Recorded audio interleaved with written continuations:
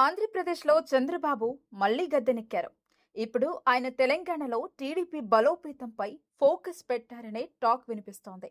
గత అసెంబ్లీ ఎన్నికల్లో తెలంగాణలో పోటీకి దూరంగా టీడీపీ ఉండిపోయింది.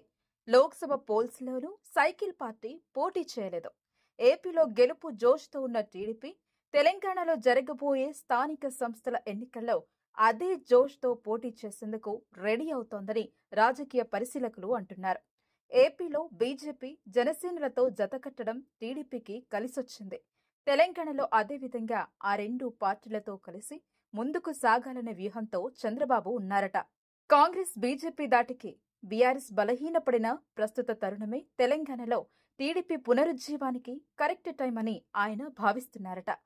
ప్రాంతీయవాద సెంటిమెంట్ ని నమ్ముకున్న బీఆర్ఎస్ కు కాలం చెల్లిందని, డెవలప్మెంట్ రాజకీయాలకు తెలంగాణ ప్రజలు పట్టం కడుతున్నారు అనేందుకు తాజా అసెంబ్లీ, లోక్సభ ఎన్నికల ఫలితాలే నిదర్శనమని టీడీపీ అధినాయకత్వం అనుకుంటోందట. కేంద్రంలో కింగ్ మేకర్ గా మారిన టీడీపీ ఒకవేళ తెలంగాణలో యాక్టివ్ అయితే దానిలో చేరేందుకు బీఆర్ఎస్ సహా పలు పార్టీల కీలక నేతలు క్యూ కడతారనే అంచనాలు వెలువడుతున్నాయి.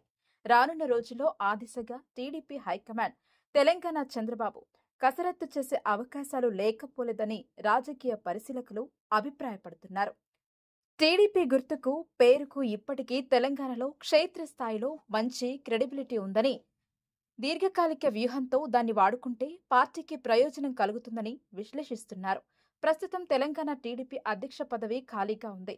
తొలుత ఆ పదవిని సరైన నేతతో భర్తీ చేయడంపై చంద్రబాబు ఫోకస్ చేసే అవకాశం ఉంది.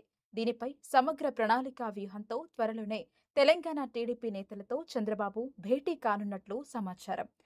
టీటీడీపీలో చేరేందుకు ఆసక్తిగా ఉన్న బీఆర్ఎస్ కీలక నేతల అంశంపైన చంద్రబాబు త్వరలోనే ఓ నిర్ణయం తీసుకోనున్నారు.